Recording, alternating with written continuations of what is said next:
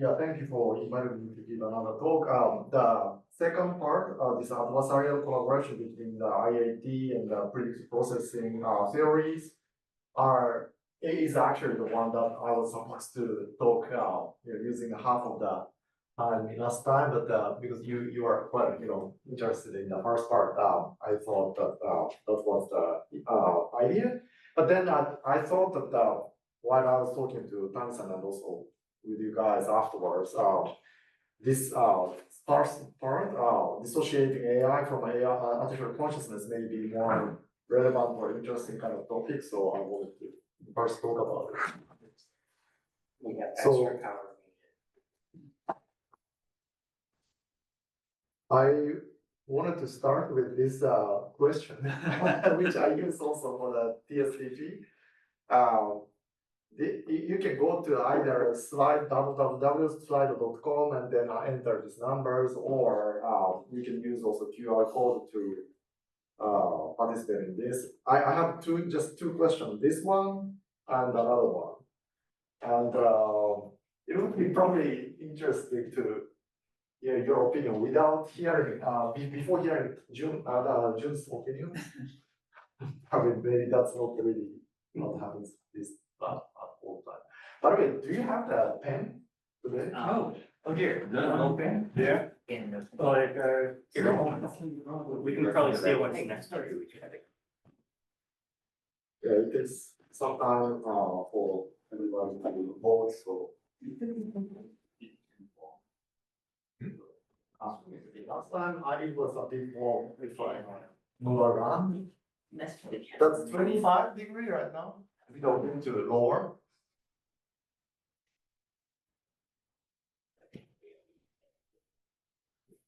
If people using that, there, so I can't steal any markers. We have a bunch of. What about our I think markers? Ruby's probably grabbing. Oh, the Ruby's markers. I think so. Ruby's. Look at that.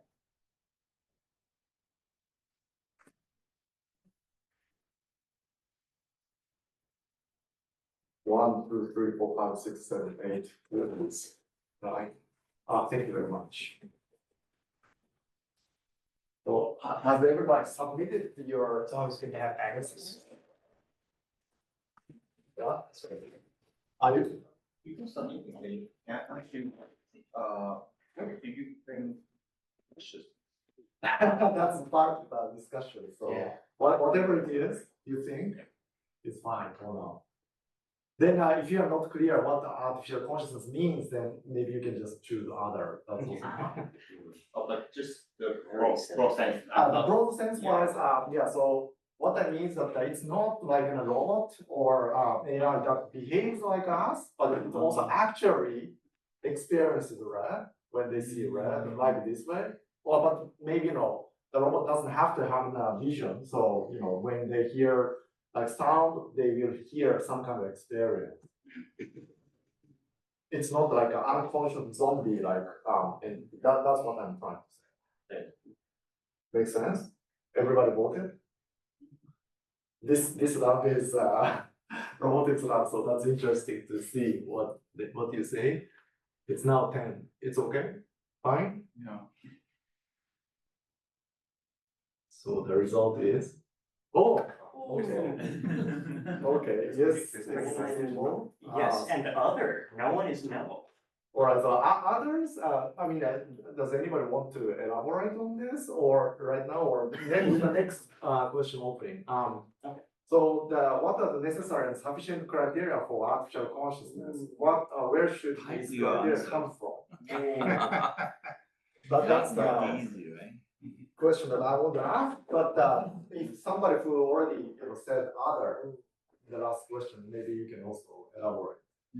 I mean, this may take some time to. One reason I said other is that I was quibbling with the word artificial. I figure if it's conscious, it's conscious.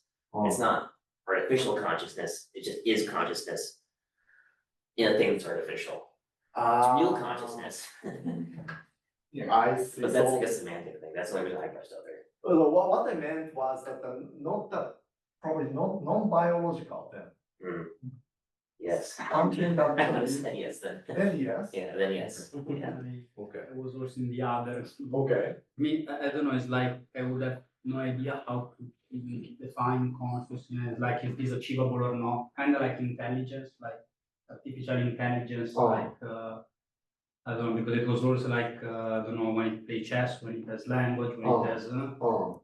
But then it's like I don't know. Like for me, it's difficult to find a proper working definition. Say like you have this definition, you can tell if you have this definition if something is conscious or not, Right. or even how much. Right. So that's actually one of the things that, I mean, I suggested for you to read maybe the first 3 pages of this paper, but one of the paragraph actually explains the Turing test. Are you all familiar with the Turing test? And if you read the original paper, Turing seems to have emphasized that the Turing test is only for the test of the intelligence, not the consciousness. And according to him, this intelligence is defined as the kind of the way to the capability to fool the sort of the corresponding partner, right? Whether they are actually talking to machine or human. That's how he kind of operationally defined it. And then in this case of the consciousness, that would be actually one of the questions. What would be the best test for whether somebody actually achieved artificial consciousness? That would be actually another question for those people who said yes, actually. Well, what would be the state of the art where you are happy to call this guy is actually artificially conscious? Not only the test, but actually also the metric is important. Metric. Tell whether or not the system is conscious or not. Right. So what do you think would be the good metric? I don't know. Yeah, that's a good point. There's There's a really interesting book called The Most Human Human. Most human. It's about people who are the humans on the Turing test because they have their own competition. Which humans are most likely to be voted to be human? I see. And it's really interesting because sometimes robots can convince people that they're human by Right. being mean, Right. whereas the humans are usually nice, and so the mean ones are the ones who seem to be human. Right. which is- Right. So there's a lot of interest in it. Right. Okay, so maybe if 5 people already type, and then you can also type further as well if you like. Probably unknowable, arguably it's impossible to have an empirical test. There could be philosophical or theological answers, but I'm skeptical of any scientific answer. Okay. If anybody wants to elaborate, that's good. Embodiment. Okay. Test. that may be.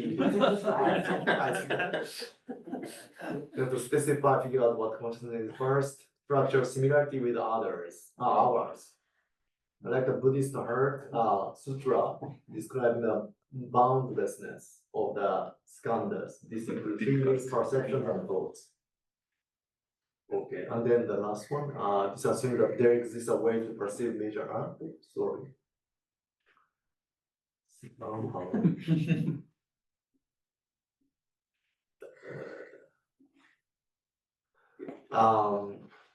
Measure the factors that create consciousness. This is not entirely clear. Machine God. Okay. Yeah. So some of these questions or answers are also considered in the paper actually, and I want to proceed if anybody wants to elaborate on this or not. That's fine. Okay.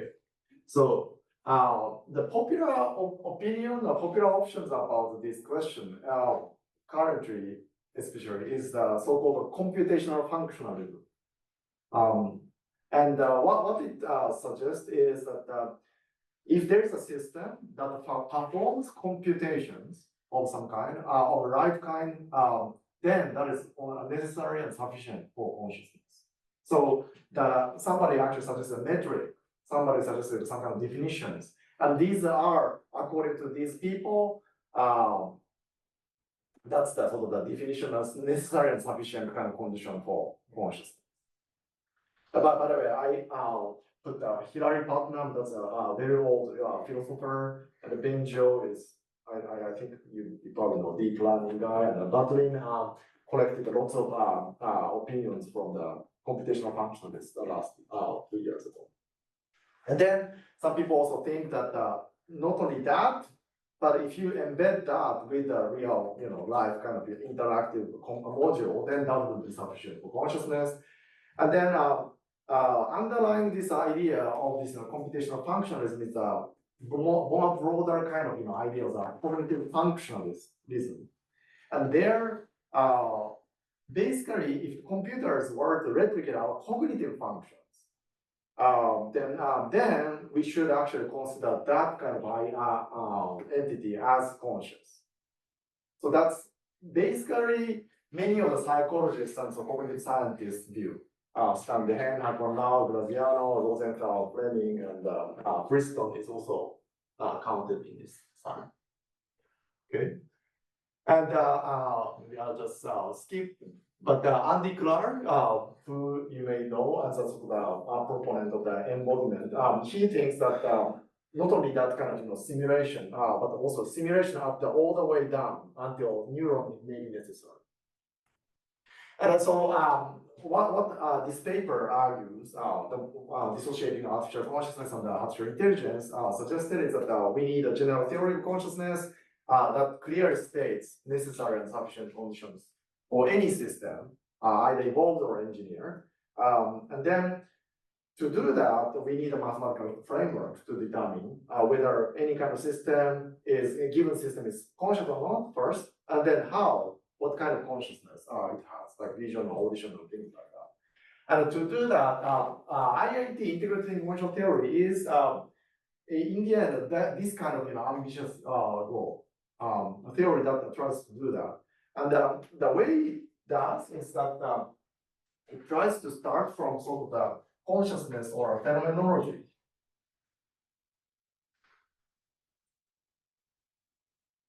Or consciousness first, and then starting from here, try to kind of extract 5 essential properties of consciousness. And that's this intrinsic, so the consciousness is intrinsic to itself. I mean, my consciousness doesn't actually permeate through the world. And also specific, when you are conscious of this particular moment, not the others. And also unitary. I cannot be conscious of the right side of things without conscious of the left side, or seeing the same thing with or without color, completely, independently, right? It's unitary always. And definite is also, I cannot experience consciousness across the different kind of time scale or different kind of spatial scale. This is what it is. And also structure, that means that composition, composition are like, I'm seeing this scene in this spatial, field, and also things are located here in this particular shape and this particular color and so on. So these are the 5 essential properties of the phenomenology. So just so you know, I think right now it's recording Yeah. the slideshow. So if you want to make yourself in the screen bigger, I think you just have to stop sharing. Right. This is probably fine, I guess, for now. And then, yes. So this paint is a little bit too weak. I mean, that's so clear, and then are there any stick color? Yeah, I have some. This one. Here, if you pass me the balance. Okay, much better. I think these are going to be happening. And then it tries to formulate these essential, phenomenal properties in terms of causal properties. Causal. And then that's the 5 corresponding kind of so-called postulate, some kind of conditions that any kind of system, either being evolved or engineered, has to satisfy to support this phenomenon. So this is how the theory is constructed. So this is the starting point, and also most essential part. And then this is sort of in the case of the theory development and so empirical testing, this is just usually we start with a human because we know the exact phenomenology in our case, right? When we are losing consciousness or when we are seeing the redness and so on, it's clearer. And therefore, this route, if this actually happens or not, is easiest to test with human. But it doesn't have to be the case if this process itself is kind of correct. And it can be if you are convinced that this route is more or less reasonable for human, then it can be extrapolated to AI or machine robot or some kind of other animals or babies or whatever, even fungi or many different kind of things to kind of extrapolate the route. That's the sort of the idea. But the starting point is this, and then first we test with the human case, and then as an option, this is the kind of thing. And this paper is talking about what happens, what we know, what if we apply what we kind of consolidated within this IIT version 4.0 right now to apply to AI, then what kind of conclusion we get. That's sort of the structure of this paper. So far, fine? Or Can I ask? yes, A condition like necessary and sufficient. So like if you have the mathematical formula, if you have the phenomenology, or is it more just like? So maybe this part is the one that. Okay, so if I remove my video, that should make you larger. And June, if you remove your video, then now should be the largest screen. Oh, okay, so I think turning off the camera. Yeah.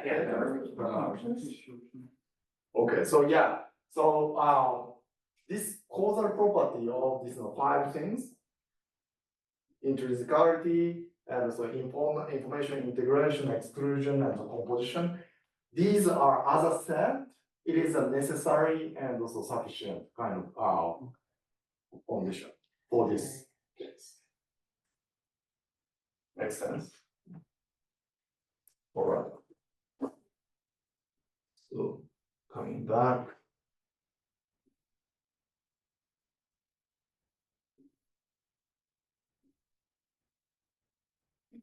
So maybe I'll just skip a couple of slides and then just go directly to the eventual conclusion first. The conclusion of this IIT is eventually to say that in the biological kind of evolutionary context, probably intelligence that we talked a little bit in the beginning, and consciousness has been kind of linearly kind of related more or less.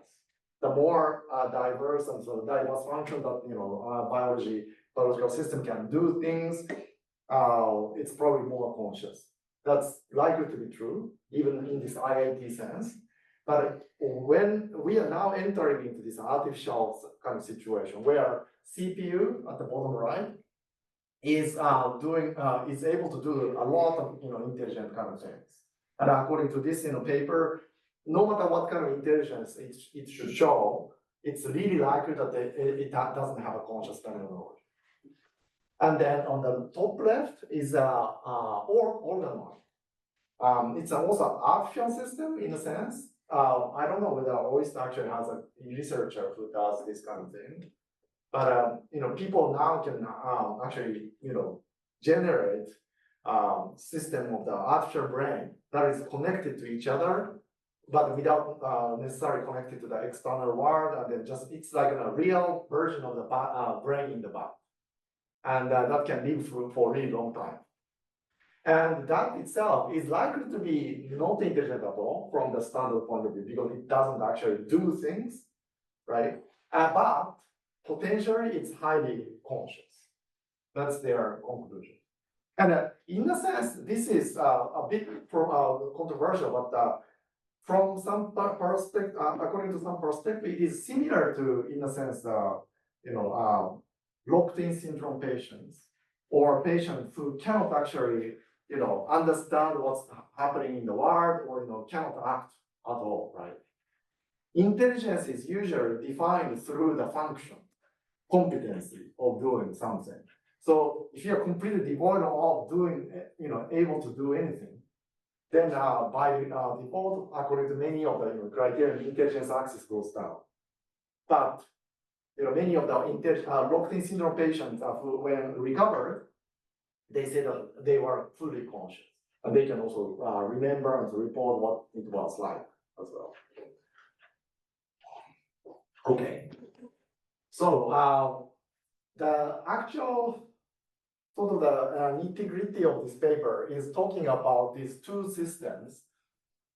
One is this 4-neuron system, which they call PQRS.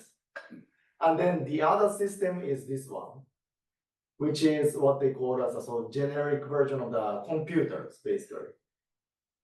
And this may require a little bit of the explanation. So their assumption is, first of all, each of the unit is a logic gate, okay? And then this PQRS system here is connected in a way that it is connected to itself, and also it is connected to others in a very complicated way, so that it eventually gives this kind of truth table.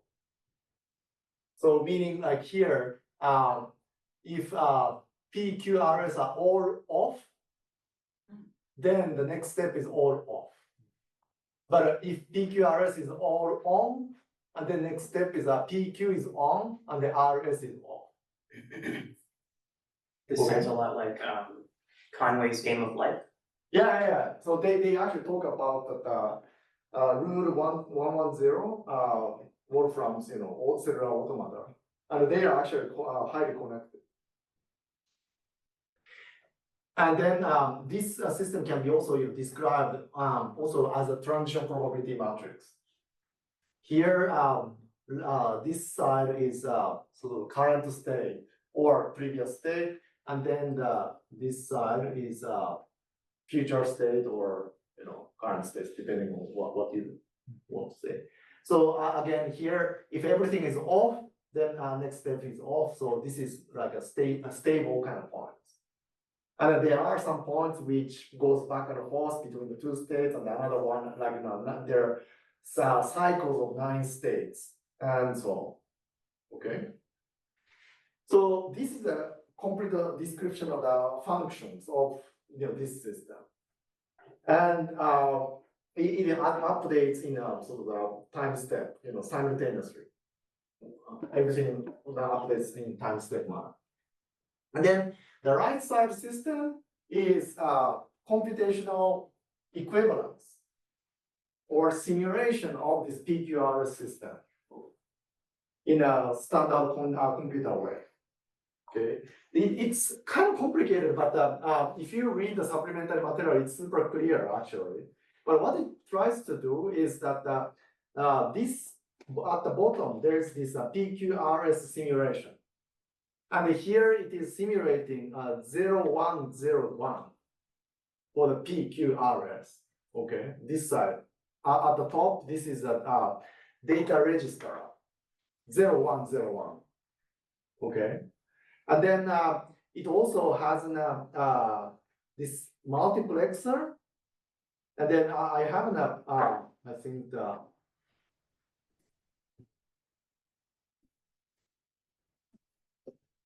close up of the multiplexer somewhere here. Yeah. So each of the multiplexer has a particular kind of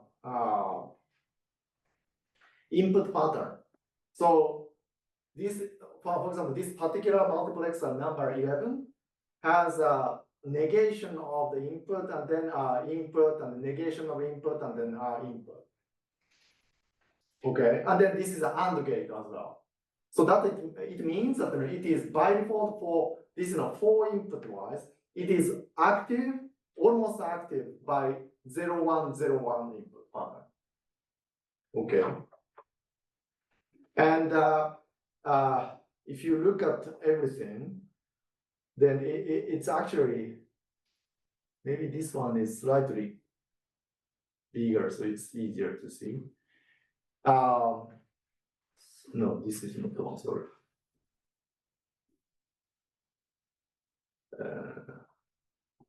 Coming back here. So this multiplexer corresponds to the thing that becomes only one on when everything is off. And then this is the multiplexer when everything is on. So there's a 16 all the patterns corresponding to each of these patterns of 4 bits. Okay, clear. So because this is 0, 1, 0, 1, I think it corresponds to the pattern of the 11th unit, something like here probably. This corresponds to the 0, 1, 0, 1 ready input. But what is missing is this activation coming from here. And that's the a part of this program and the instruction register.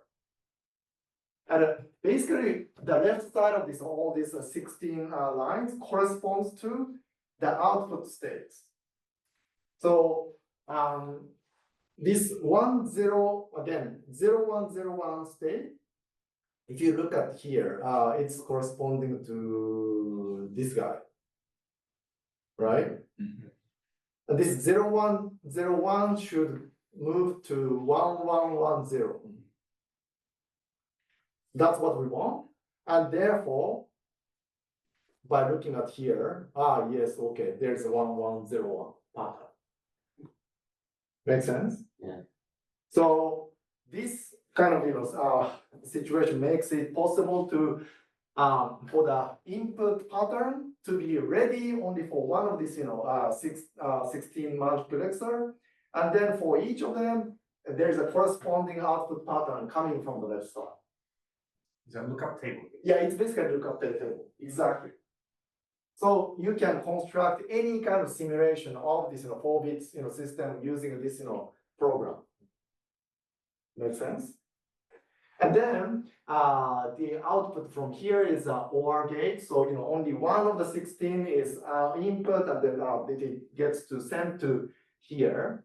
And then from here, it's kind of very, very clever and nicely constructed. But each of this, desired output state is sent to this, buffer one by one, and then when the time comes, everything gets updated at the same time. And as a result, here on the bottom right, it says that if it's a PQRS system, this one, okay, it goes from one to the other, to the other, to the other for each of the time step.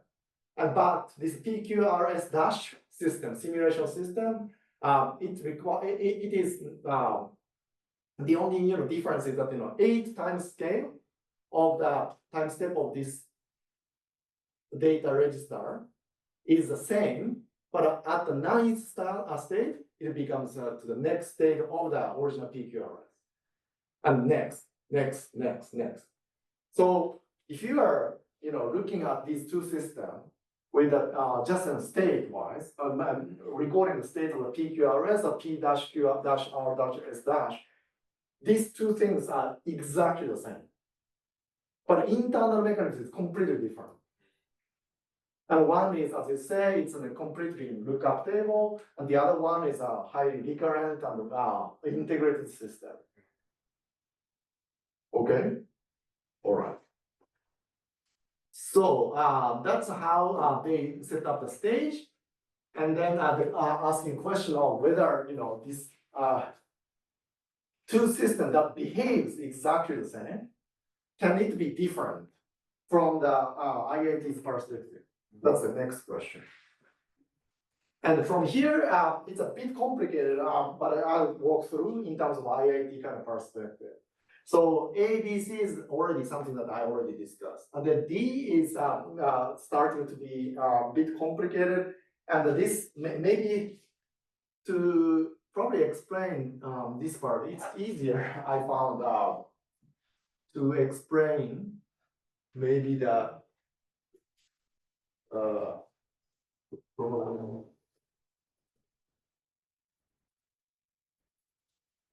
this one. The left side of this, figure had this kind of, configuration, right? Program state.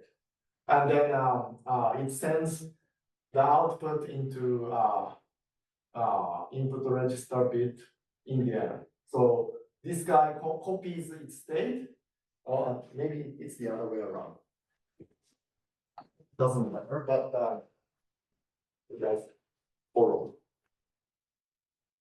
Just in case.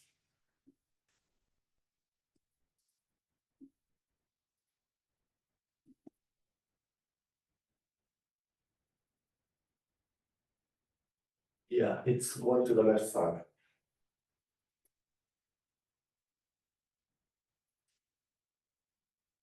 So each of this left side program sends a state to the left, and then to go to this one. And then this one gets to, kind of copied into the multiplexer on the right side when, pattern matches, right? So currently it's a 1101 or 0101, and this is going to be eventually 1110. That's what you want. Okay. And then if you look at this particular system, it's a loop system. This loop system is extremely poor in terms of the sort of the cause effect structure. What it means is that this guy, the state is a copy of this previous guy. This to that. So because it's one, the next one becomes one. And then this guy also copies its state into the next one.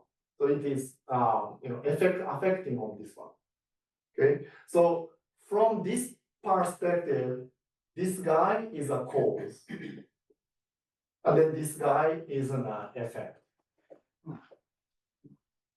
Make sense? So, and then there's nothing else other than these two things that causes or affects on this one. And also, it's interesting to take a look at what happens if I noise this one. If I replace this wire with a noisy kind of cable, then the state of this guy becomes 1 or 0 at 50%. So that means that then this guy's causation is completely 0. This becomes 1 only if, so this system is 1 if this guy is 1, and then this guy is 0 if this is 0. So when you change this, this changes. And the same goes for this one, right? This completely determines this, so this affects a lot. And then according to IIT's framework, this simultaneous presence of this cause and effect is necessary for this to exist as a distinction. This is a terminology that's a bit difficult to read if you're not really used to. And this also exists as a distinction, this as well, this as well, this as well. So this system as a four things that is like a ring actually exists consciously, according to IIT. But its existence is extremely poor. The reason is that when you take another subset, let's say this one now, two things at the same time. And then it turns out that this system is completely causally redundant. You don't need to think about these two in addition to one at a time. And in fact, this one's causal state is already determined by this guy to make this change and this guy to make this change. So there's nothing new here. Okay. On the other hand, the original PQRS system, which is more corrected, recurrently, it's a very different kind of situation. So PQRS, and then connected in this way.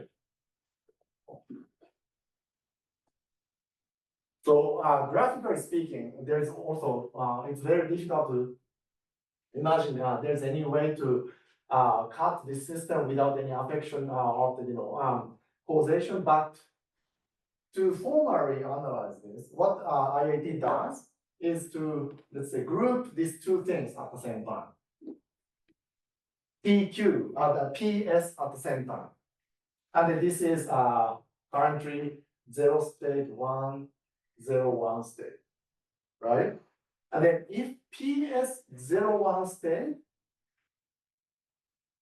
can take the cause of, from 3, 4 other things in a maximally effective manner, then that is the cause for this PS state.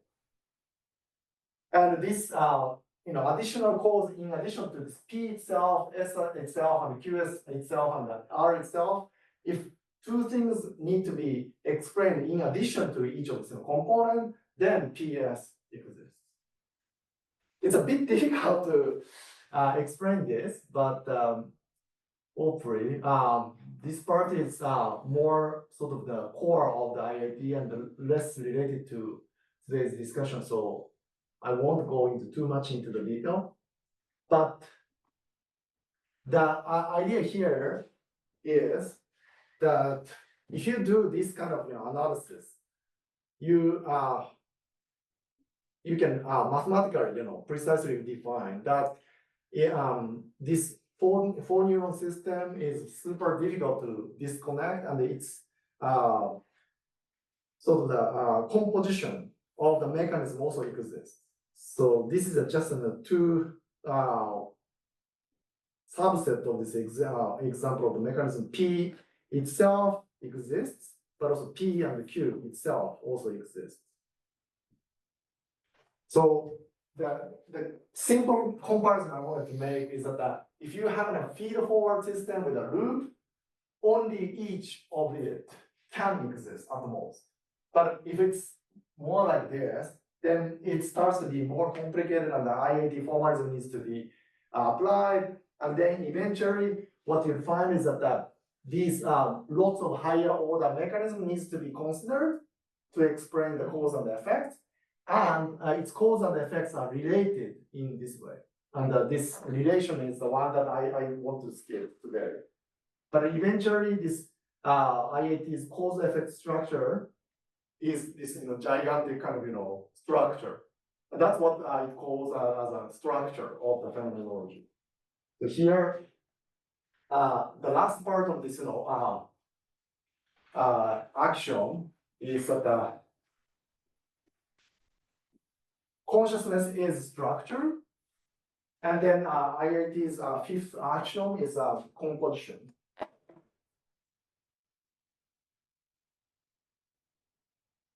And maybe I'll just to give a little bit of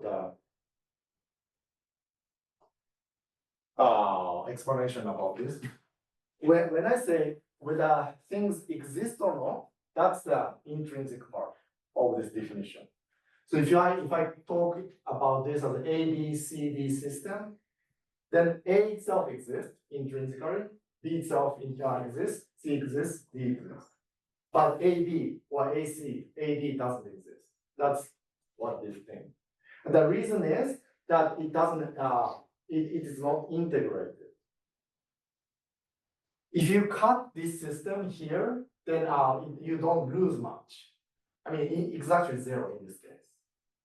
So that's the reason why integration is already kind of incorporated. And here, no matter what you cut, you lose. And that's why these four things has to be considered as a whole here in this case.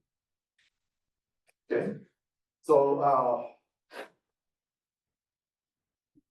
that's what it means. And then eventually they come up with this measure called sum of the integrated information, structured information, counting 391 I bits.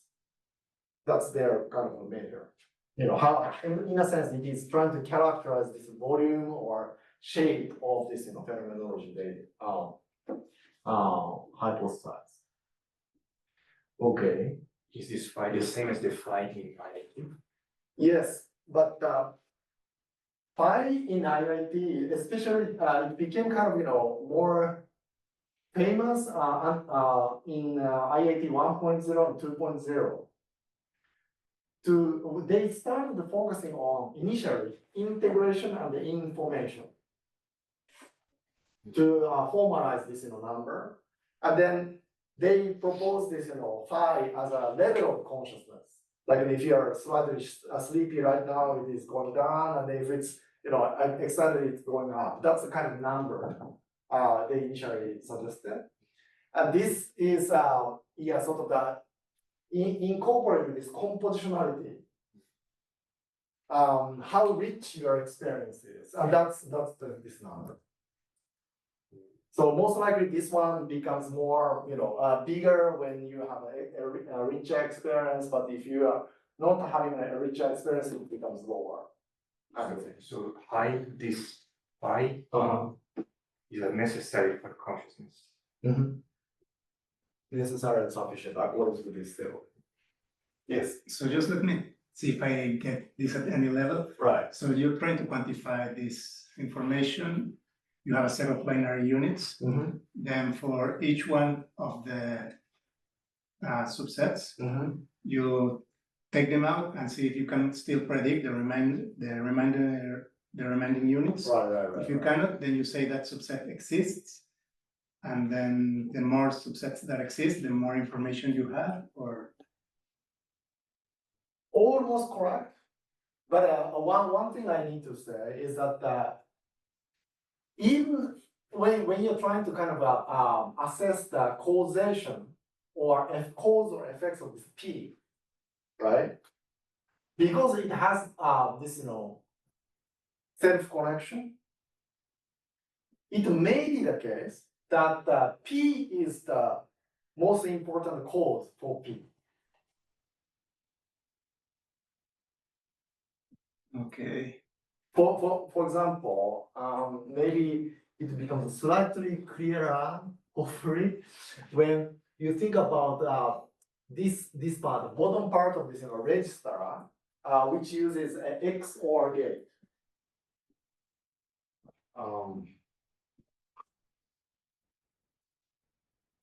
XOR gate with self feedback and also some kind of input from others and gate.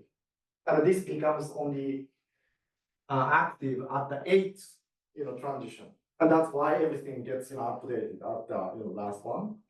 But if you think about this XOR gate, XOR rule is that in this case it is itself, right? Let's say this is P and then this is X. If P and the X is both 0, then P's next state is 0. And then if it exclusive OR. If one is, Yeah. And then 1, 0 or 0, 1 is 1, 1. that's or Right? Exclusive OR. And then if both are 1, then it's 0. okay. So it basically detects whether it's same or different, right? And then in this case, so that means that you need to know both of the input, this guy and then this guy, right? But if for some reason you know that this guy is already 0, always, then what matters is this, it's internal kind of connection only. So in this kind of situation, this particular unit's code can be itself, or it can be this and then this as well, jointly together. By default, it is a joint, right? Even if you know only itself, either 0 or 1, just marginalize it, then knowing it's 0 doesn't tell you whether this is going to be 0 or 1. And knowing it is 1 again, doesn't tell you whether it's going to be 1 or 0. So you need to know both. So actually measuring this is probably computationally pretty complicated. Pretty complicated, but there's already a toolbox. In Python toolbox that you can actually do everything, automatically. And that's how this paper is actually written. Does it scale a little bit or is it empty computing? Up to 4, it's relatively fast, and more than 5, it takes time. But there's also ongoing kind of effort to make it faster. So mathematically, the necessary speech conditions for this conscious structure to arise is given by phi. Yes. Is there like a threshold to tell whether or not this system is conscious? That's a very important question, and then it's no, and if it's not 0, then it can potentially exist. But that Even low phi could have. But then this exclusion part starts to be important. So when we are thinking about our own phenomenology in this side, right? This definiteness of the experience means that we are experiencing at a particular time scale and also spatial scale, and also the particular kind of set of the experience. We don't have at the moment, for example, I don't have any experience of the smell or taste within my consciousness. It is what it is, and this exclusion says that when you have an kind of maybe this kind of system, and then you consider these 4 things together. And then let's say you have P, Q, R, S, and then P, Q, and then R, S, and then P, Q, R, S. Or each of these things exists, but not all of them. Like 3 order thing, 3rd order thing doesn't exist. This kind of thing happens. Okay. And then this is the case when you have everything considered as a 4 unit, and then let's say this is phi of 100. But you can compute the phi only of this guy, and then that can be only existing only S only, and its phi value can be 0.1. And then this is a situation where you have a kind of a you yourself have a conscious experience of 5 or 100, but within each, this particular neuron in your head is its own conscious. The local. Super local kind of conscious, and the IIT basically doesn't allow this. Why is it not allowed? It's according to the philosophical kind of idea of this causal exclusion. And this is the part that I also don't feel like 100% justifiable, because many other kind of thing in the nature, many different kind of time scale actually participates at the same time, right? But here what IIT says that if this guy is participating in the consciousness of that, then you can participate in its own kind of territory. Did you ever read the man who mistook his wife for a hat? About patients with Yes. Oliver Sacks. Yes. Patients who had their corpus callosum Yes. cut and seem to experience 2 types of consciousness simultaneously. Right. So what you're describing is a prosopagnosia, probably. Yes. So that's a condition where people are patient is very conscious, but when they see the face, they can't see face, right? Well, But you're for example, one woman. brain. I'm talking about the corpus callosum that Okay, connects the 2 hemispheres. Right.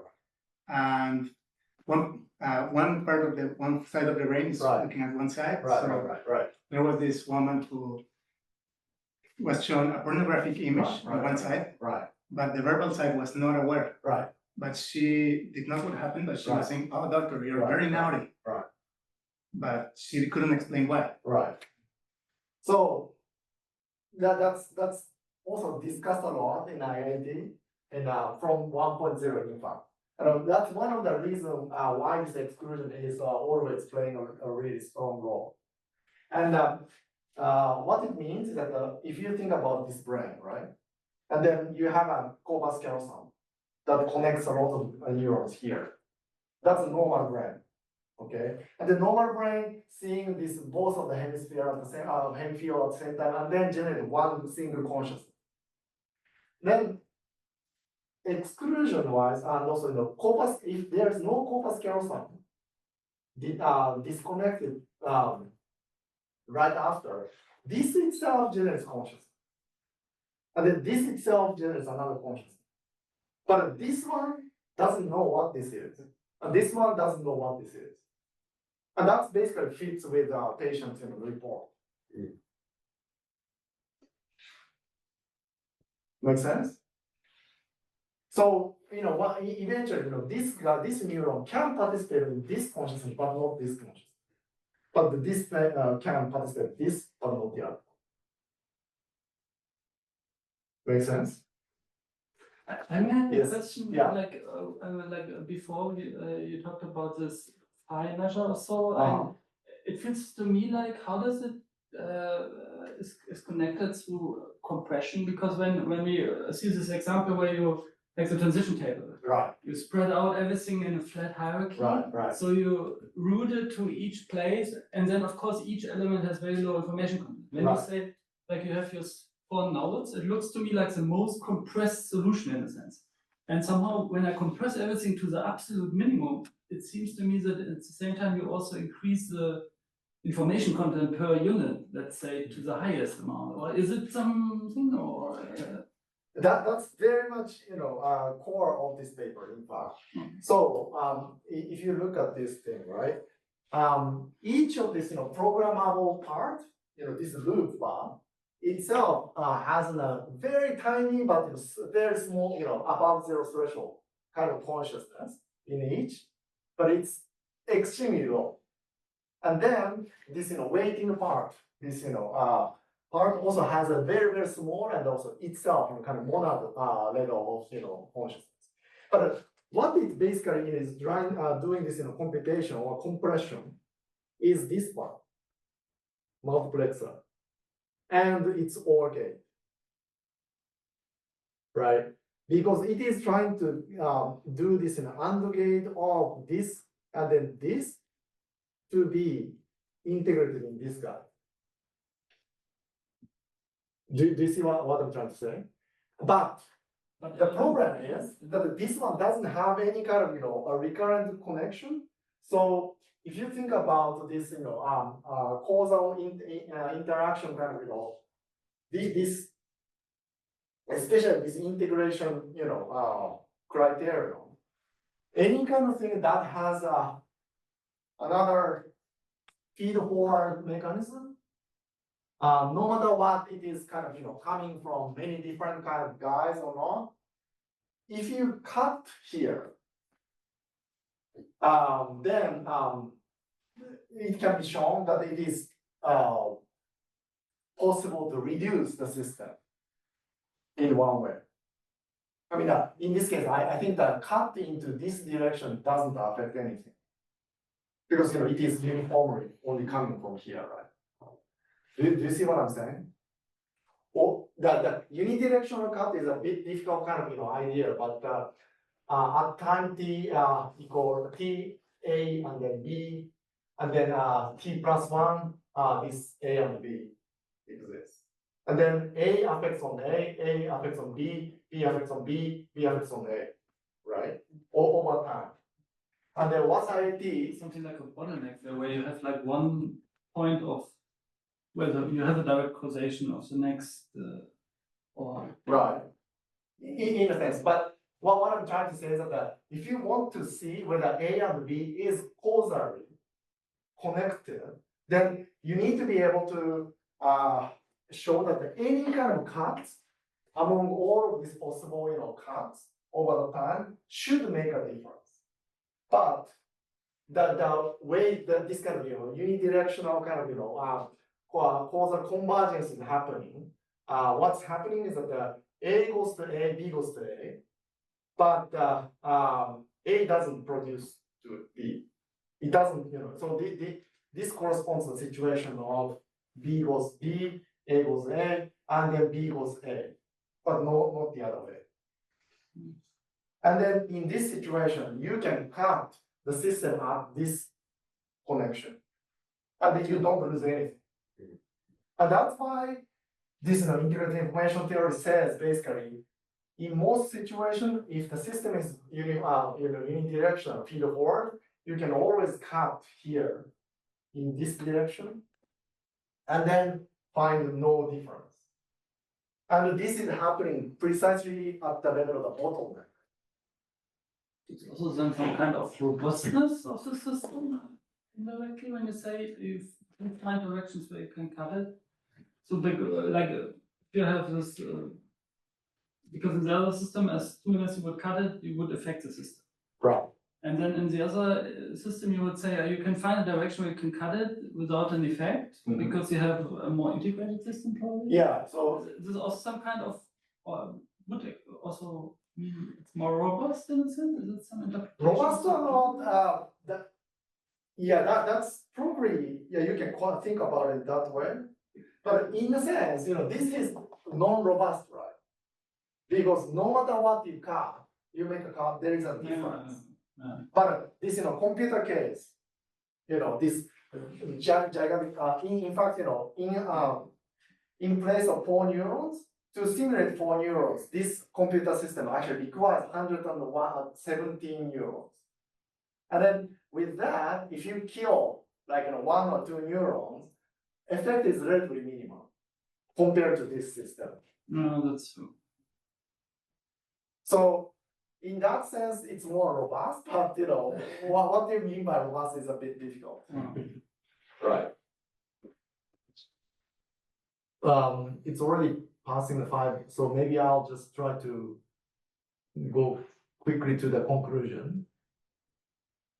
And then maybe if you guys can are interested, I'll discuss a little bit more.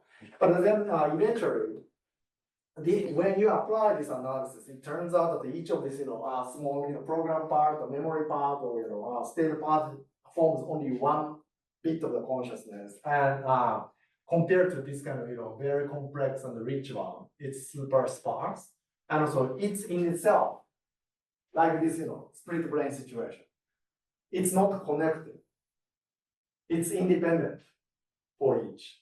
So IIT's prediction is that the current computational architecture that simulates our brain is like a gigantic, independent, small things that is not, combined or integrated at any level, even though it looks like, it is kind of confined into one single box. So it's like an even worse situation of split brain. Split brain of like 12 and 16 plus 4 plus 4, 24% in a sense of super small consciousness.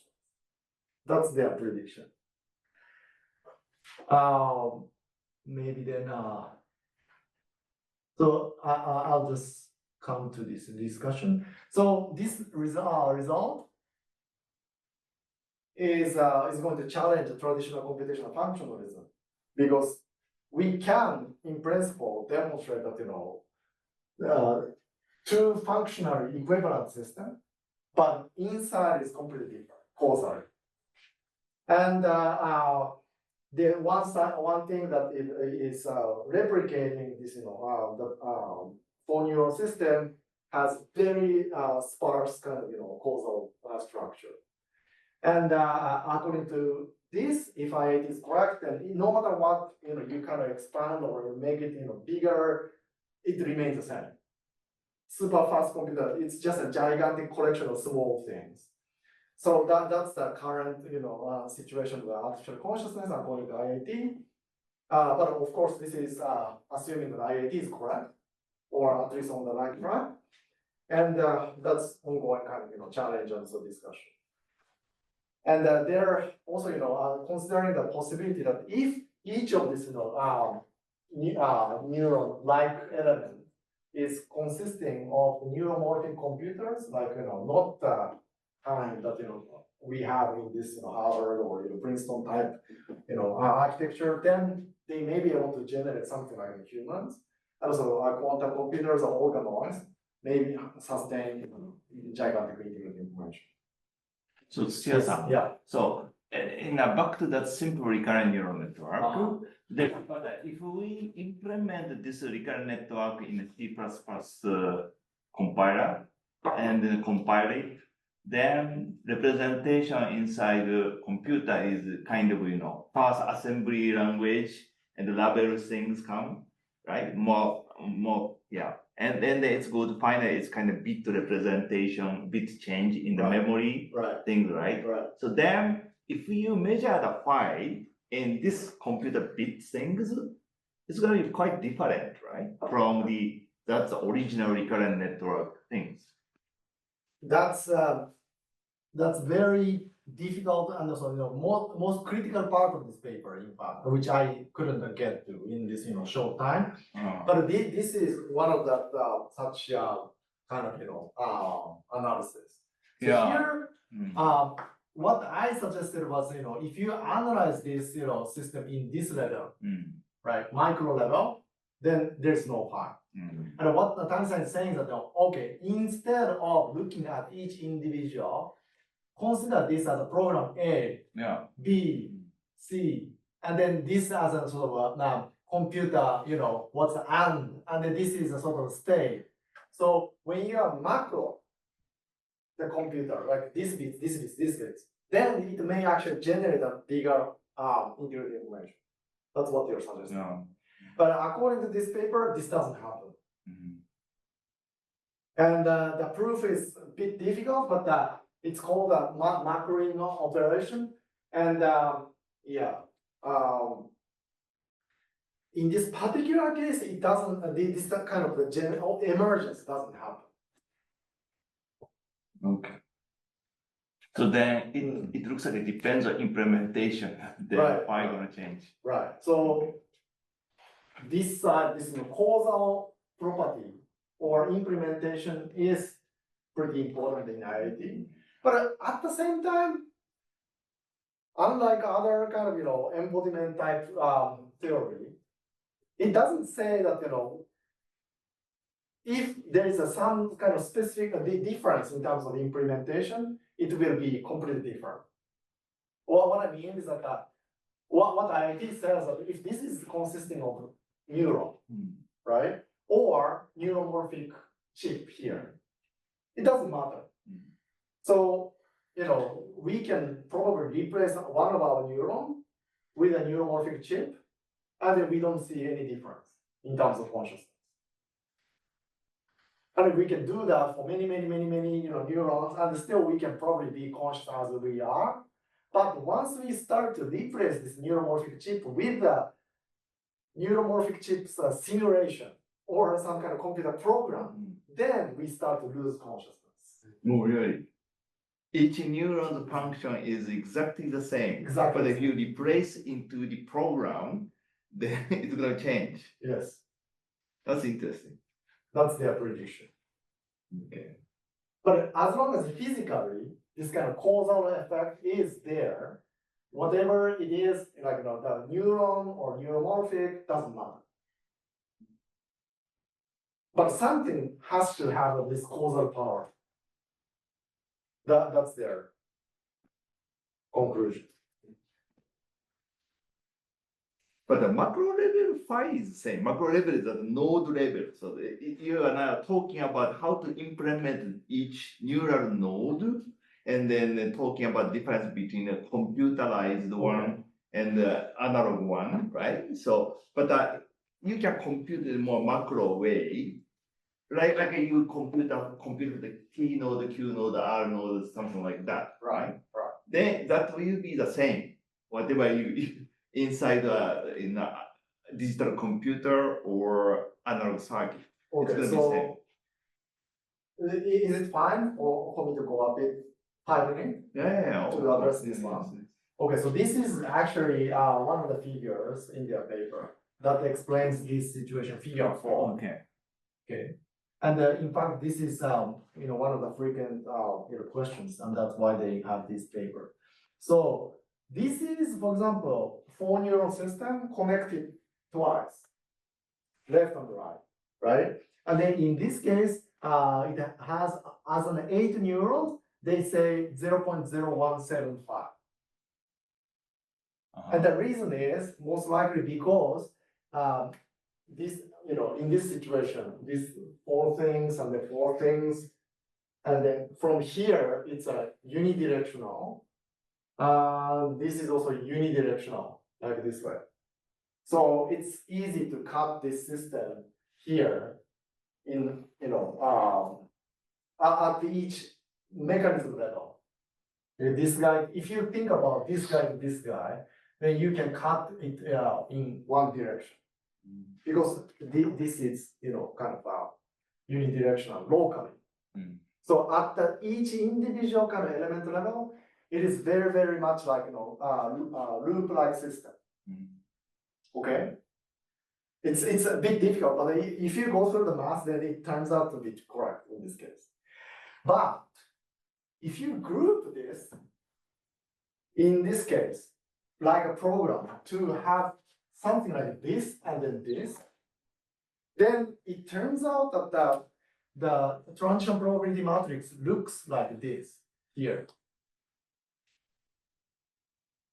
What it means is that it turns out that this guy on kind of go like this, like completely deterministically. And then off on becomes off on, switching. And if it's both off, then all the time it's off. So it's a very, very deterministic kind of system. But if you compare this one, then it turns out that this is very difficult to cut in any way. Because this type of the TPM, 1, it's almost like 2 neurons that is connected in this way directly. It's now at the macro level, this is recurrent. And therefore, this phi of this system is 1.18. This is bigger compared to this 8 neuron system. Okay. So okay. So this case is that you say this on or off, but this case is that the more local things, right? Sure, So then this is the more macroscopic solution. Exactly. So then phi is gonna be the different. Exactly. Okay. That's interesting. Makes sense? Yeah. That makes sense? Yeah, that makes sense. Yeah. So therefore, there are situations where macroing things makes things more causally relevant and also emergent and also relevant. And translated into our brain, it's really likely that the molecule level doesn't matter for our consciousness. Because it's almost like this, this situation, right? Each of them is too random. And so, it probably doesn't make much difference. But if you group all the molecules into one neuron, maybe, neuron to neuron causality starts to be much, much bigger compared to the molecule. And then even more possibly, interesting situation is the population of neurons, right? And the population of lots of neurons making more, impact to the other areas and so on. And if that's the case, then this, macro level thing starts to be more relevant, but we don't know, okay? But the important thing here. But these two are just observation is different, right? So you here case that which one is more firing, or I don't know, alpha, beta, but this one is a local one you're looking at. Right. Just observational things, right? But things process is exactly the same. Yes, process is exactly the same. But this is super, relevant actually. This level of the analysis requires the causal manipulation of alpha and beta at alpha beta level. Yeah, So we should be able to have some kind of, let's say, if this is a neuron level, yeah, right? As a level of a neuron, we should be able to manipulate it to, on or off. yeah, yeah. That's what this alpha, beta, and A, B kind of, manipulation is happening. So where our consciousness, phenomenal consciousness stay, this level or this level? So my guess is that if this is a molecule, Yeah. and then if this is the neuron, I think this one is more likely. Okay. And that corresponds to exactly that one. Okay. I'm really reminded of experiments in Conway's Game of Life, where you can actually use Conway's Game of Life on one scale to make Conway's Game of Life again on a much larger scale. Yeah. Something like that. Something like that is, yeah, in some situation can help. Like fractal or, yeah, but the point is that if you do this kind of analysis, IIT can find the biggest data scale that maximize this number. That's their claim.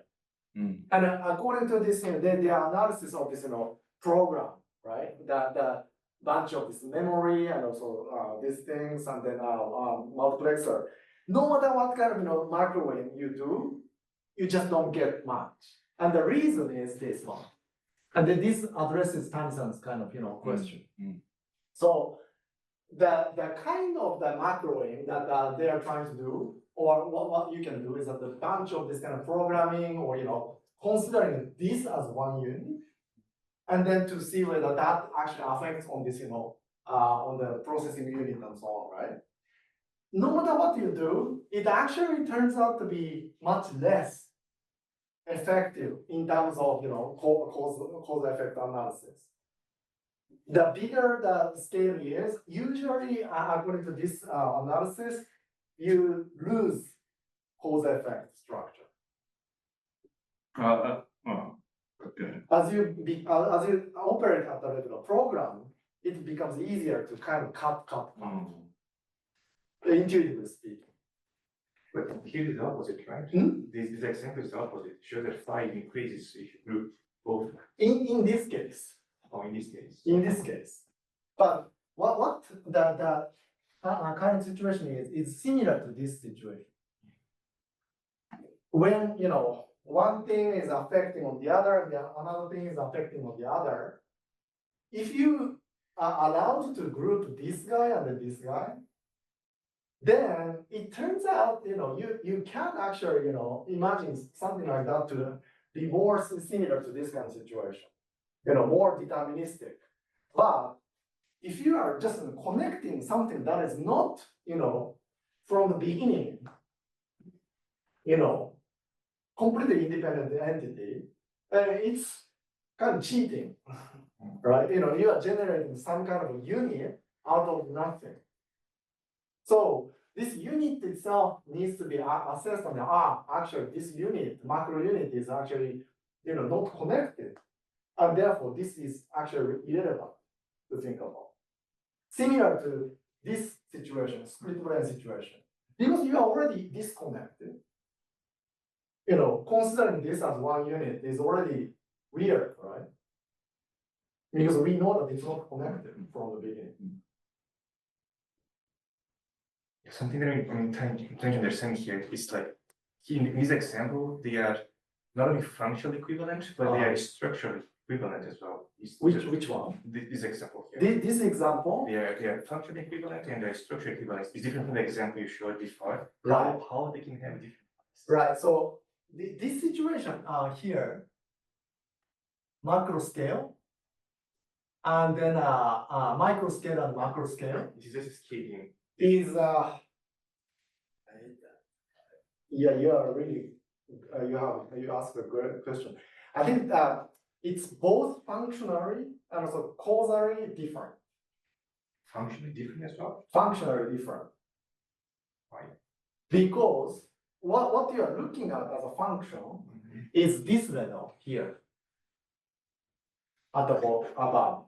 And then what you're looking at here is a function of this level.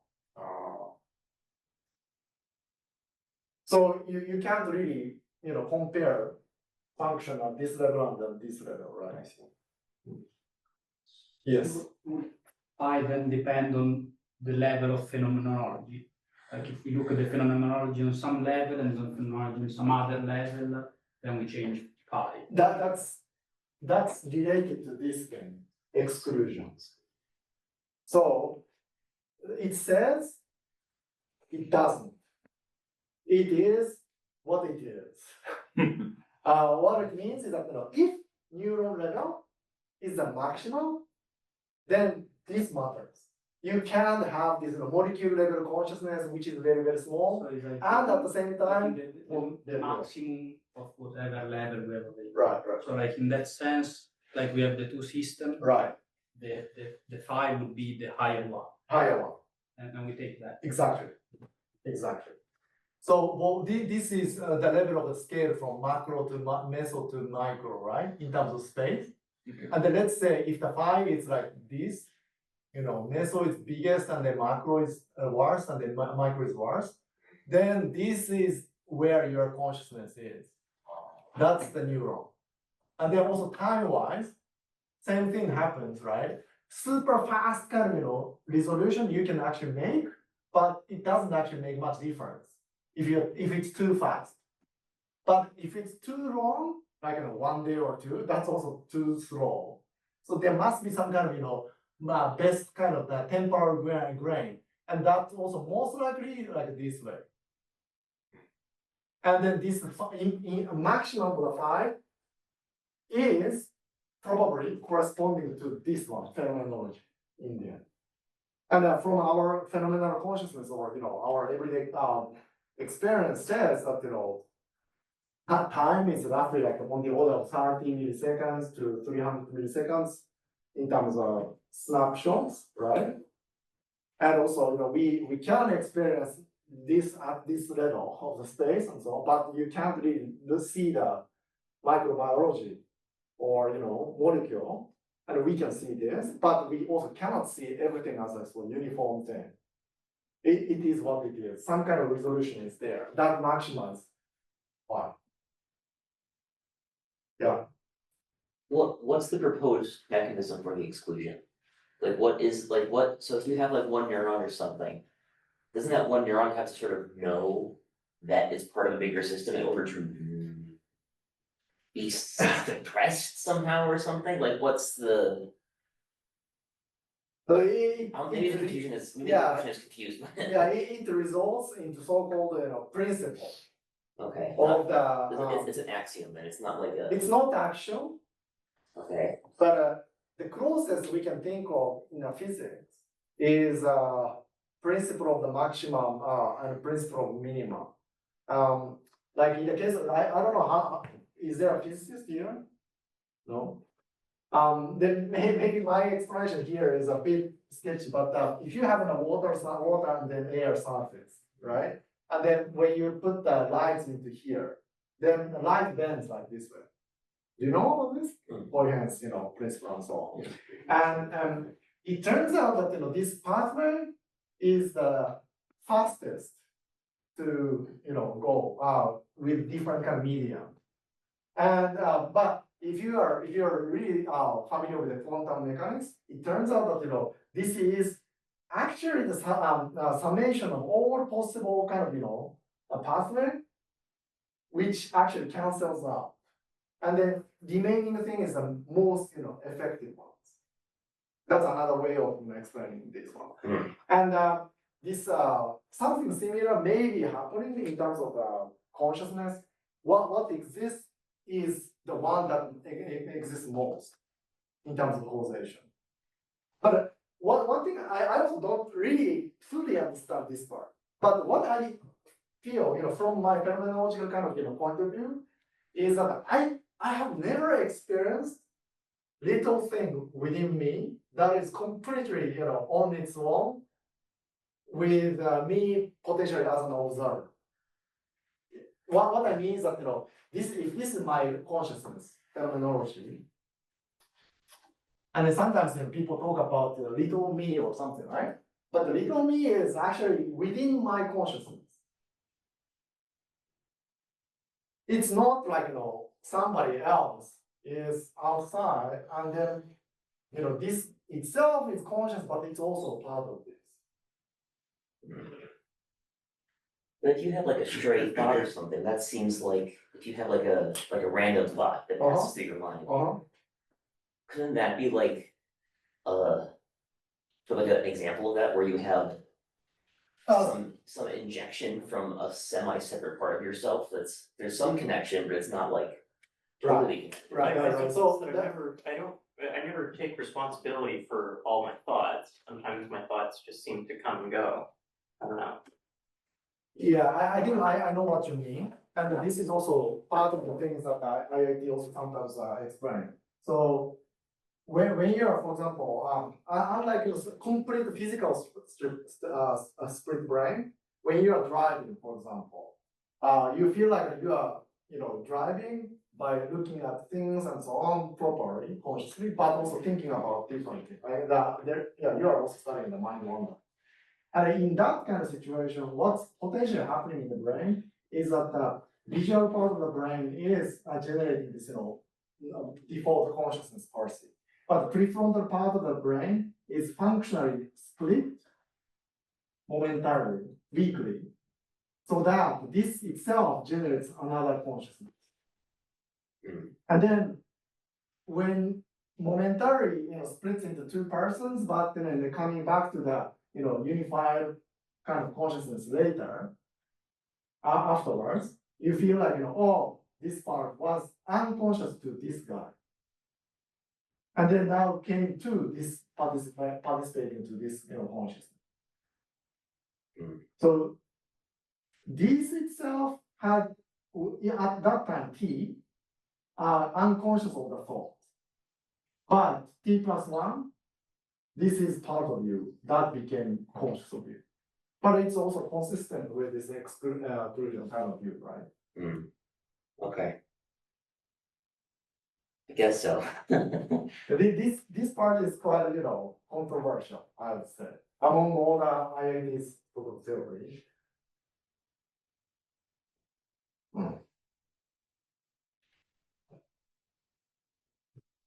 So within this IIT framework, do you think IIT can provide like a minimal conscious machine framework for that project, or is this still beyond? Yeah, the minimum conscious machine would be even that this one is already kind of minimally conscious, and also this one is also minimally conscious on its own already. But it's so minimal and it's so fragmented that we can't even imagine what it is like. How could you ever test it then? When you say So that testing at this level is I don't think a good strategy. So testing should be always done by this level. And then if everything that IIT says makes sense, then we start to kind of believe what the other thing extrapolation IIT says. And this again today didn't talk about it, but within this, for example, there are lots of interesting prediction happening. And today, because I explained this framework today, maybe I can just briefly talk about some interesting prediction, which is likely to be very different between the IIT and other fields. So especially predictive coding has a completely different kind of prediction about it. Okay, or what it is so-called inactivating already inactive neuron.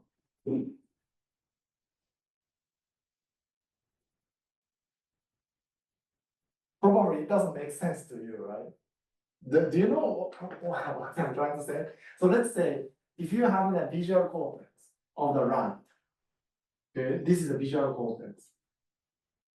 And then imagine that you have lots of neurons identified. There is tons of neurons over there. And then this is a neuronal space, and then phenomenology-wise, mouse is looking at this, And then maybe they are looking at the spots of the light here. Okay, and then maybe this one, because this is the right hemisphere. And then this one projects to this side, and then it activates some of the neurons. Okay? And then it turns out that if you show this really briefly, these neurons become active. And then other neurons are by default really silent, especially these guys. So if you look at the time course of this neuron, red neuron become very active when the stimulus is coming on, but the green neuron becomes completely silent, not firing at all, over 0 to, let's say, 200 milliseconds or something like that. Okay, so far. And then what IIT predicts is that if you inject a drug into these green neurons, so that during this period only, it shines light into these 3 neurons, and then it does not have the capability to fire. Okay, so from the perspective of the other observers, it becomes functionally completely equivalent that this inactivated state is like this way. And then all the active neurons, the red one is active. Okay. So it's saying that injection noise show those inactive neurons? Yeah, inactive neurons are now not noise. No noise. Even if I add some kind of activity or electrical chemical kind of boost, it can't fire. Basically, the neuron, you can imagine the neurons to be kind of having some kind of hole in it, so that any kind of electrical potential just leaks out. So that it doesn't have any kind of causal, effect onto the other neurons. It becomes kind of disconnected from the network momentarily. Okay. Then IIT proposes or predicts that the rats under this inactive neurons situation, they start to say, no, I didn't see this. Or I see this in here, or I see it here. Somehow, the phenomenology becomes completely different. The reason is that now functionally equivalent, but causally, it is completely different system, right? Do you know what I'm saying? Before inactivating the inactive neurons, maybe it's connected like this way. But it turns out that because the connectivity from the other lower areas is so strong that these guys and these guys are higher.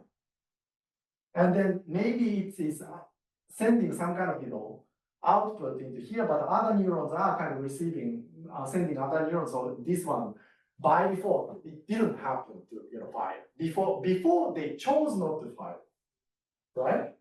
But now, because of this inactivation, they are forced not to be fired, completely isolated from others. Then this neuron's meaning and this neuron's meaning is now completely different from causal perspective. Yes. So if there is a difference, now logically, you might expect a human who's manipulated in this way to report a different experience. Okay, that'd be pretty crazy. That's pretty crazy, right? The reason is that you can imagine that if you think about it from predictive coding perspective or whatever, the standard neuroscience kind of perspective, input is the same to this neuron, and the output is also the same. So how is it possible that phenomenology can be different? The only way I think is most sensible thing is that the connectivity and activity jointly determines what it means. I mean, this is sort of the not strange thing to say, right? Like from an information theoretic point of view, neuron on or off means something either way. But why does it matter? It's because of the connectivity. if you just, isolate the neuron, on the dish and it's not connected, and if it's firing or not, it doesn't matter. Right? Well, that's the situation that we are trying to generate in this brain momentarily. And if that makes difference in terms of phenomenology, then, as you are, suspicion about, exclusion and things like that, starts to kind of dissolve. Because without that, maybe, even this kind of, prediction may not be possible. That part I don't know. If we construct IAT without exclusion, does it still make the same kind of prediction? I don't know. But something like this, phenomenological plus neural prediction is possible. And then, currently, there are lots of time spent to train the mice to report seeing, and also identifying the neurons that are not active, and then trying to inactivate. So you'll see the result in 1 or 2 years. So just a comparison with the predictive coding, this IAT, in your opinion, can go beyond or surpass this required causality If this happens. if this happens. But this is very hard to believe, right? Because, input and also that, what it means to have this, baseline is also pretty, kind of complicated. Experimental. So, but predict coding in like our case, predict coding user recurrent network is not exactly the input-output things. Because it's embedded in dynamical system with latent variable. So it's not just the input-output. So therefore, I mean, But you probably would assume that whatever phenomenon, whatever you would perceive or experience would be bound to the neural activation. And this would claim that your perception is not bound to the neural activation alone. Not activation. Not activation. Not activation plus something. Plus something, plus connectivity. yeah, causality, right? Yeah, causality in this case. Yeah. On the other hand, is there also, if you say, oh yeah, you have a experience also, like, of course, somehow like relation must also matter, because just the neuron activation, when we have in our code just the entry there, how does it connect to the full experience? So it's obvious that it cannot only be some activation. But so this says, I don't know if it's some local close, but maybe not. No, because the brain is distributed, so it also doesn't make sense. But you're somehow changing the point in state space or the transition function by inactivating that. Otherwise, I don't see how it could be different. So you're right, totally right. That if you remove this kind of possible participation, then you effectively change the state of space, right? But previously, at least we have like, let's say 8-dimensional kind of a neuronal space, and then now you are actually collapsing 3 of them into 0. But it also, what IAT is also saying is that it's not only that, but by removing these 3 neurons, this shape itself also changes into not like this, maybe in this causal kind of structure analysis, like this into something like this. But then you are also changing the evolution function of the system. So. Yeah, but only during this period. Yeah. Is it would be like the probability distribution over states is part of the state somehow, or is Right. it's the state plus the distribution over states, and Right. that's also part of the. So you're modifying distribution, Yes, even though you aren't changing the state, yes. and your consciousness is somehow linked also to the distribution, which is real. What you're saying is basically the connectivity basically defines the probability distribution, right? Yeah, so I totally agree with that. But normally people don't think about this non-active neuron is a part of this story. But it must be. That's what this kind of causal structure kind of analysis will predict. So, this is the inactivated neuron, this is the red neuron activated neuron. Then I think if there is a causal structure, if this one is a little bit go down, this might go up or something like that. This one cause this one up, and this up is going to cause again this one up, something like that, right? But if you fix this one externally, whatever it fluctuates, it doesn't affect anything, and it won't come back. So I think that a little bit fluctuation, something might be necessary in order to phenomenologically feeding the causality. That is my prediction. If it is completely static, then this is fixed by externally or just not firing is no difference. Because you cannot, the neuron cannot feel causality. No, neuron cannot. But what we can understand and analyze this causal structure. And if the causal structure is different, then the phenomenology is different. That's the IAT's prediction. And I also kind of understand your statement, but what the IAT would probably say is this statement actually. This one. So many people said that computers are unlikely to be conscious motivated by various intuitions. Consciousness might depend on some critical biological attributes, homeostasis, emotion, and embodiment. And what you said, Tansan, is that right now, some kind of fluctuation is necessary for consciousness. Yeah, I feel.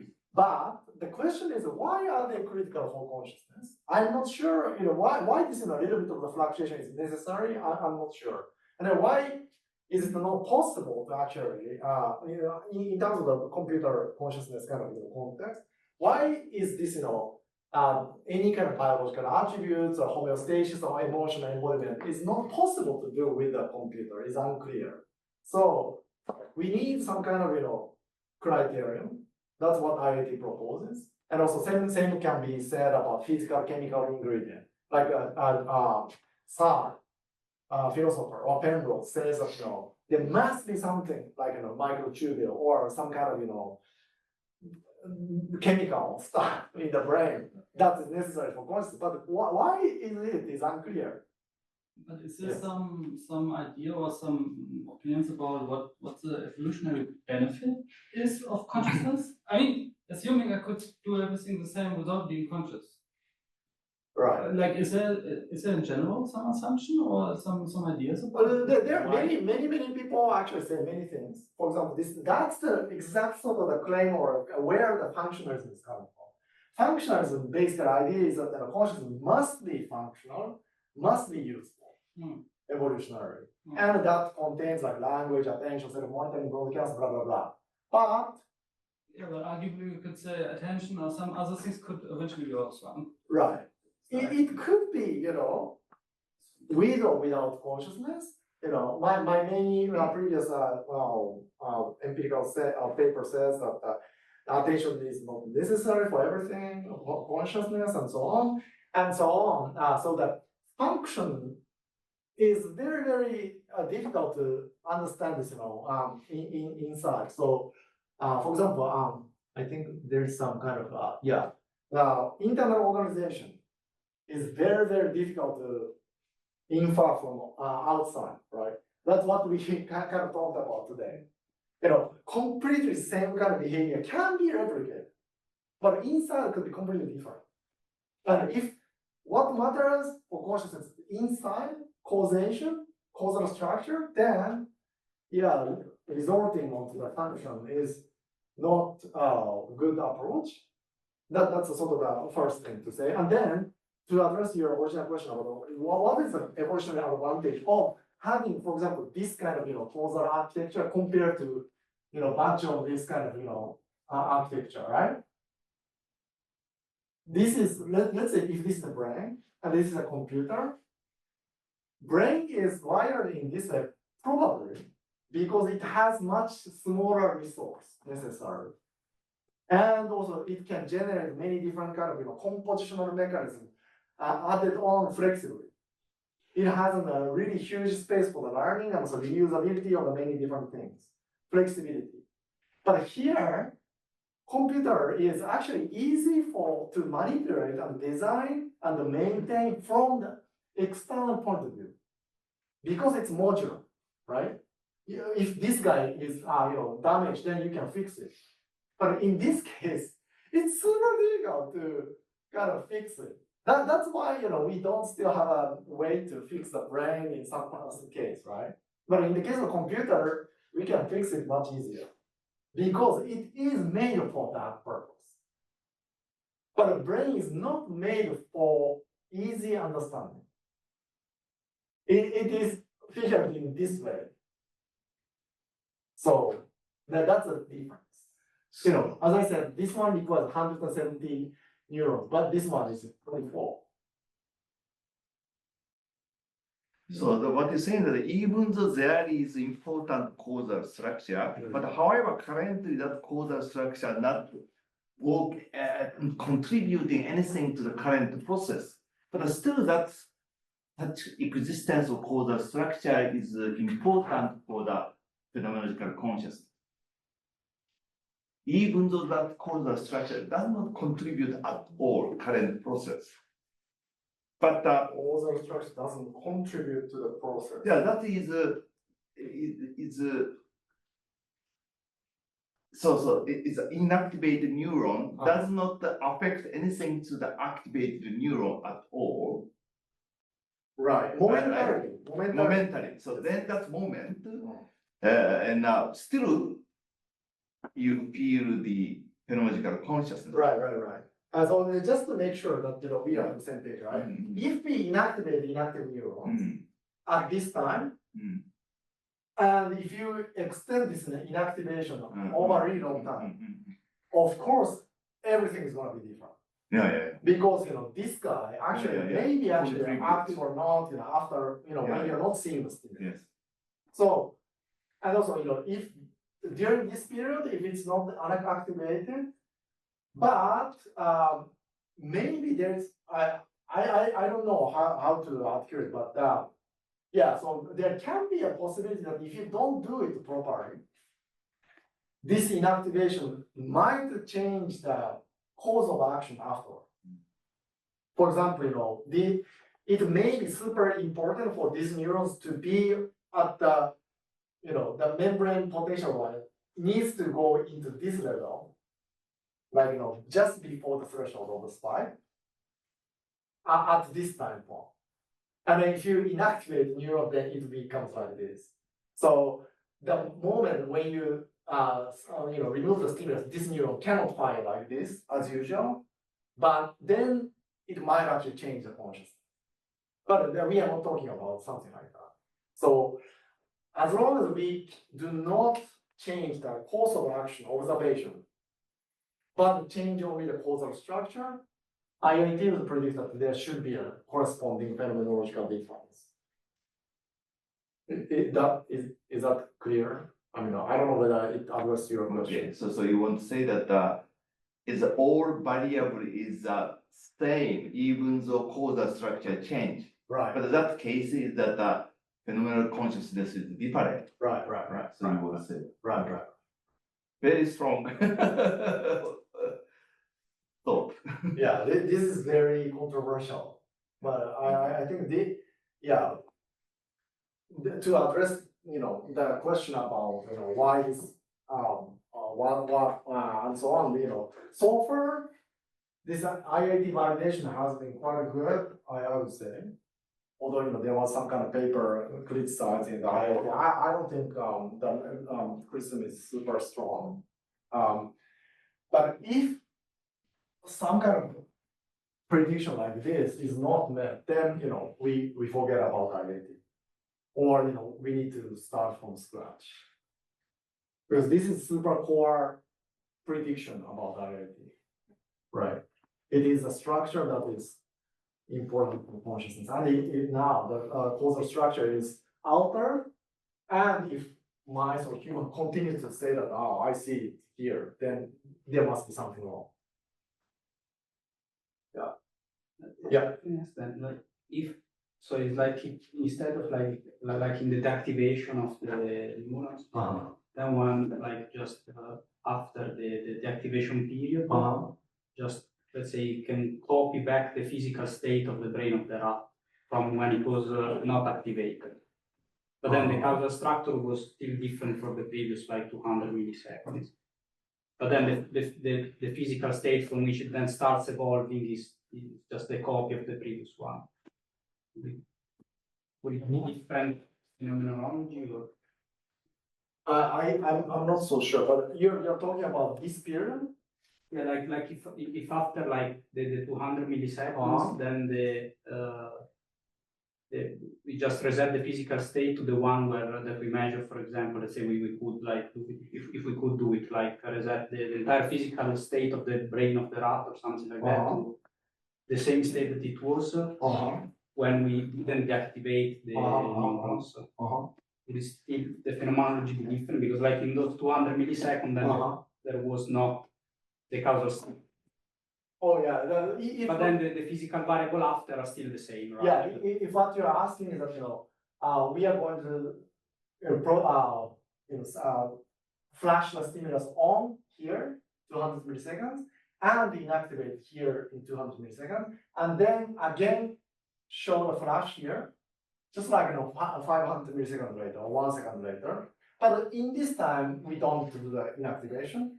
Then the rat should say that, oh, I saw it here. Yeah.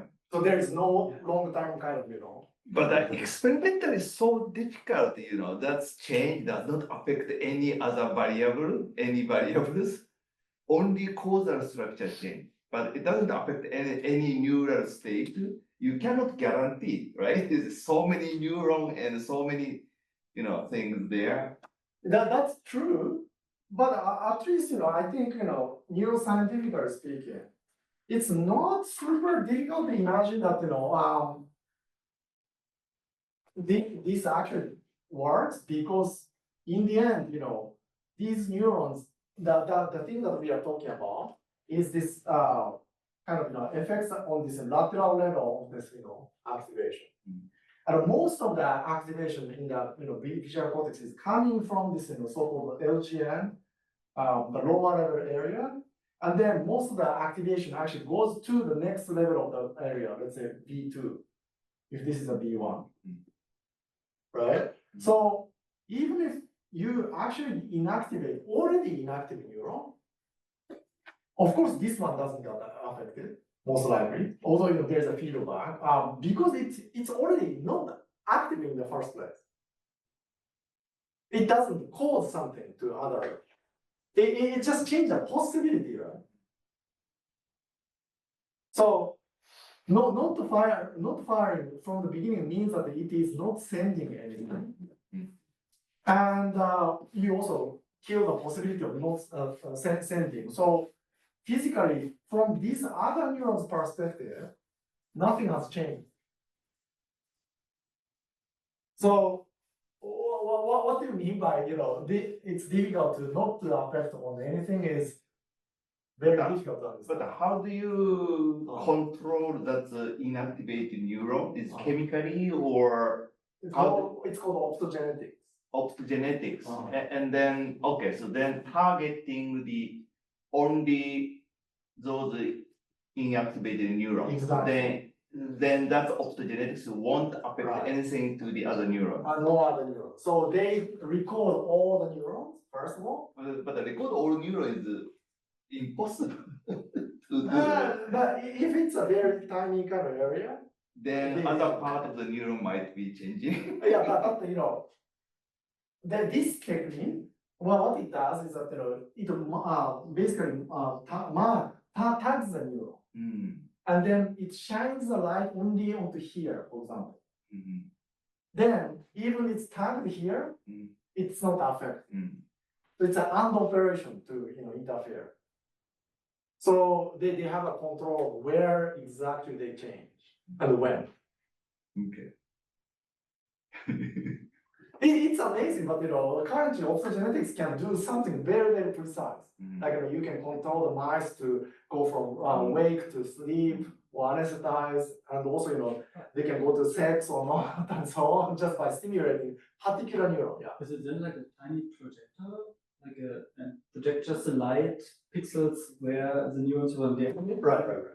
That's what they're doing currently. I think some of the OIST faculty is also doing that. Something like this. Very cool. Selectively. But usually people use this by activating target neuron, right? To see the causality, or to see the connectivity. But using this technique to inactivate already inactive neuron is very unclear. Why do you want to do this? Unless you have some specific kind of prediction. Right. It's a really strange thing to think from the functional point of view. Okay. Thanks a lot. Yeah.